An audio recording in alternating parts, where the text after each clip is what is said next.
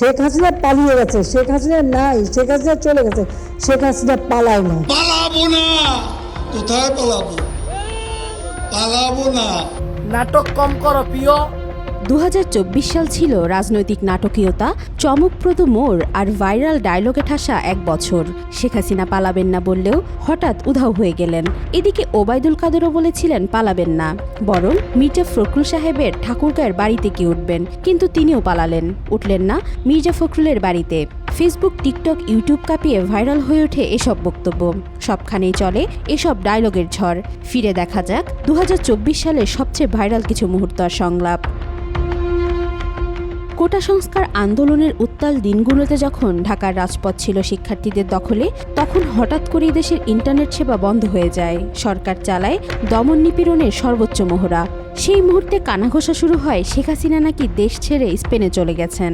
সামাজিক মাধ্যমে ছড়িয়ে পড়তে থাকে নানান গুঞ্জন, চারিদিকে উত্তেজনা আর অনিশ্চয়তা। ঠিক তখনই 24 জুলাই ব্যবসায়ীদের সঙ্গে বৈঠকে দীপ্ত কণ্ঠে প্রধানমন্ত্রী বলেন, শেখ হাসিনা পালায় না। সেই এক বক্তব্যেই যেন থমকে গেল সব কানাঘুষা। আবারও আলোচনার কেন্দ্রে চলে এলেন তিনি। শেখ হাসিনা পালিয়ে গেছে, শেখ হাসিনা নাই, শেখ হাসিনা চলে গেছে, শেখ হাসিনা পালায় না। 5 আগস্ট ছাত্র জনতার অভ্যুত্থানে যখন দেশ ছেড়ে পালিয়ে যান শেখ হাসিনা, তখন সামাজিক মাধ্যমে বেশ ভাইরাল হয় তার এই ডায়লগ। শেখ হাসিনা পালিয়ে গেছে, শেখ হাসিনা নাই, শেখ হাসিনা চলে গেছে, শেখ হাসিনা পালায় না। পালিয়ে যাব না এমন বক্তব্য শুধু শেখ হাসিনাই দেননি, পালানো নিয়ে বক্তব্য দেন তার সেকেন্ড ম্যান, দলের সাধারণ সম্পাদক ওবায়দুল কাদেরও। 2023-এর জানুয়ারিতে এক জনসভায় তিনি বলেছিলেন, পালাবো না, দরকার পড়লে মির্জা ফখরুল সাহেবের বাসায় গিয়ে উঠব। পালাবো না, কোথায় পালাবো? পালাবো না, প্রয়োজনে ফখরুল সাহেবের বাসায় গিয়ে উঠবো। কি জায়গা দেবেন? না হলে ঠাকুরগাঁয়ের বাড়ি আছে, ওই বাড়িতে গিয়ে উঠবো। 5 আগস্ট সরকার পতনের পর যখন খোঁজ মিলছিল না ওবায়দুল কাদেরের, ঠিক সেই সময় আবার আলোচনায় আসে তার সেই পুরনো কথা, পালাবো না, দরকার হলে মির্জা ফখরুল সাহেবের বাসায় গিয়ে উঠব। কিন্তু বিএনপি মহাসচিবের বাসায় না গিয়ে তিনি পালালেন ভারতে। মির্জা ফখরুলও টিপ্পনি কেটে কাদেরকে বাসায় আমন্ত্রণ জানালেন। আমার নাম ধরে বলছে, ফখরুল আপনি কি আপনার বাসায় আমাকে জায়গা দিবেন না? এখন ওনাকে বলতে আসেন। ছাত্র জনতার উত্তাল আন্দোলনের সময় যখন গোটা দেশ ডিজিটাল অন্ধকারে, সবার চোখ তখন আইসিটি প্রতিমন্ত্রী জুনায়েদ আহমেদ পলকের দিকে। তিনি বললেন, আমরা ইন্টারনেট বন্ধ করিনি, ইন্টারনেট নিজেই বন্ধ হয়ে গেছে। এমন মন্তব্য মুহূর্তেই ভাইরাল হয়ে ওঠে। কেউ বললেন নেটও স্বাধীনতা চাইছে। ব্যঙ্গ, বিদ্রূপ আর মিমে ভরে ওঠে সামাজিক যোগাযোগ মাধ্যম। ইন্টারনেট বন্ধ করিনি, ইন্টারনেট বন্ধ হয়ে গেছে। এমনকি তিনি গ্রেফতার হওয়ার সময় নেটিজেনরা দাবি তোলেন তাকে কম্পিউটার ইঞ্জিনিয়ারিং অ্যান্ড সায়েন্সে গ্র্যাজুয়েশন করানো হোক।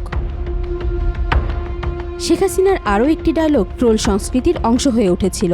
সেই চিরচেনা ডায়লগ, স্বজন হারানোর বেদনা যে কত কষ্টের তা আমার চেয়ে ভালো আর কে জানে। বিশেষ করে 17 জুলাই জাতির উদ্দেশ্যে দেওয়া তার শেষ ভাষণে কালো শাড়ি পরে আবার তিনি একই কথা বললেন। আপনজন হারাবার বেদনা যে কত কষ্টের তা আমার থেকে আর কে বেশি জানে। অনেকেই তার এই বক্তব্য ব্যঙ্গ করে বলেন, স্বজন হারানোর দোহাই দিয়ে দেশটা তিনি নিজের সম্পত্তি বানিয়েছেন। তার এই বক্তব্যের সাথে আরও একটি বক্তব্য জুড়ে দেয় নেটিজেনরা। নাটক কম করো প্রিয়। আর মুহূর্তে একসঙ্গে ভাইরাল হয় এই দুটি ডায়লগ। 19 জুলাই আরও একটি কথা বলেছিলেন শেখ হাসিনা। দেশবাসীকে তিনি ধৈর্য ধরতে আর দোয়া করতে বলেছিলেন, যেন জালিমের হাত থেকে বাংলাদেশ রক্ষা পায়। আপনাদের কাছে শুধু এটুকু বলবো যে আপনারা সবর করেন আর আল্লাহকে ডাকেন যেন এই সমস্ত খুনি, জালেম এদের হাত থেকে আমাদের দেশটা যেন রেহাই। এই কথা বলার মাত্র 7 দিনের মাথায় ঘটে গেল ইতিহাসের নাটকীয় মোড়। পদচ্যুত হলেন শেখ হাসিনা। তার সেই বক্তব্য নেটিজেনরা ব্যঙ্গ করে বলতে শুরু করলো, শেখ হাসিনার দোয়া কবুল হয়েছে। ভাষণের সেই দৃশ্য আর পতনের খবর একসঙ্গে কোলাজ করে ঘুরতে থাকে ফেসবুকের ওয়ালে ওয়ালে। 2023 সালে 21 নভেম্বর এক শিশু শিল্পী একটি সাক্ষাৎকারে ডিবি প্রধান হারুনকে হাউন আঙ্কেল উচ্চারণ করেন।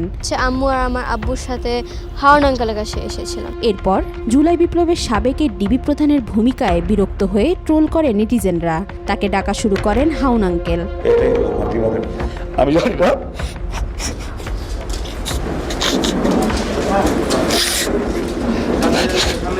রাজনৈতিক বক্তব্যের পাশাপাশি কিছু অরাজনৈতিক বক্তব্য ভাইরাল হয় 24-এ, যার মধ্যে অন্যতম ছিল মাহফিল চলাকালীন এক মুরব্বী আসন থেকে উঠে যেতে চাইলে তাকে মৌলানা মুস্তাক ফয়েজি উঠতে নিষেধ করায় এই কথাটি ভাইরাল হয়ে যায়। মুরব্বী মুরব্বী না, মুরব্বী কম যেত না, সোনামণি। এছাড়াও বছর জুড়ে দেশের মানুষকে বিনোদিত করেছে আরও কিছু অমর বাক্য, যেমন সাবেক বিচারপতি মানিকের রাপিস কথা বলবেন না, ছাত্রলীগ নেত্রীর 7 মিনিটে ঢাকা খালি করার হুমকি বা ছাত্রলীগ সভাপতির ফু দিয়ে আন্দোলনকারীদের উড়িয়ে দেওয়ার হুমকি। সামাজিক মাধ্যমে এসব কথাবার্তা যেমন আলোচনার জন্ম দিয়েছে, তেমনি সৃষ্টি করেছে হাস্যরসেরও। আন্দোলনের জ্বালায় যখন জনতা পড়ছিল, তখন এসব উক্তি যেন হয়ে উঠেছিল এক একটি কমেডির দৃশ্য, যার সংলাপ বারবারই ঘুরেছে ফেসবুক, টিকটক আর ইউটিউবে। ওয়াহিদা পারভিন ইশিতা, আজকাল।